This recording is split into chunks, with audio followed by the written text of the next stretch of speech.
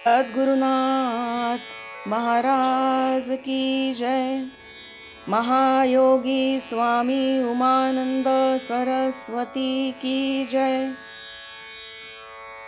श्री गुरुगीता हा गुरुभक्ती योगाचा मंत्रराज आहे. कलियुगात संसार सागर तरुण जाण्यासाठी हा महामंत्र गुरुदेवांनी स्वाध्याय म्हणून दिला आहे.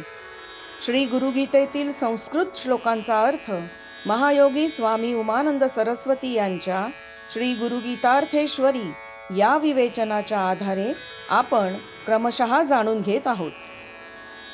आजचा श्लोक आहे 131. श्री गुरुगीता सर्व फलदायी. इदं तु भक्तिभावेन पठते शृणुते यदि लिखित्वा तत्प्रदातव्यं दानं दक्षिणया सह. श्री गुरुगीता भक्तिभावपूर्वक पठण केल्याने, श्रवण केल्याने व लिहून दिल्याने सर्व फलप्राप्ती होते. यथाशक्ती दक्षिणेसह दानाने समाप्ती करावी. हा श्लोक श्री गुरुगीता ही सर्व फलदायी ठरते हे निक्षून सांगत आहे. श्रद्धापूर्वक श्री गुरुगीता उपासना 3 तऱ्हेने करता येते.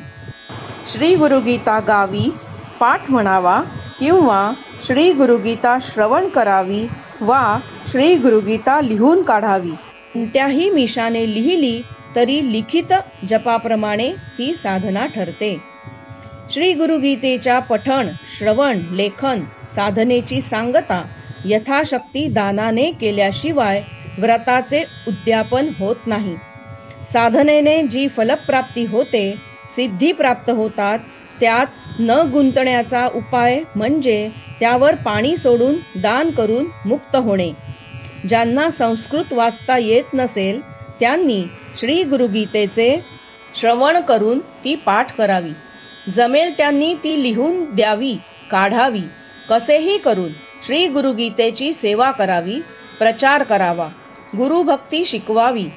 गुरुविषयी परमप्रेम भावनेने ह्याप्रमाणे श्री गुरुगीता घ्यावी, आराधावी. गुरु व गुरुगीता एकच. सर्व प्रकारची फलदात्री श्री गुरुगीता आहे. जीवन सफल करते. दान देऊन समाप्ती केल्याने निष्काम साधना होते. कर्मफलत्याग होतो. कर्मसन्यासाची पूर्वतयारी होते. नैष्कर्म्य सिद्धी लाभते. हीच जीवनमुक्ती. सद्गुरुनाथ महाराज की जय.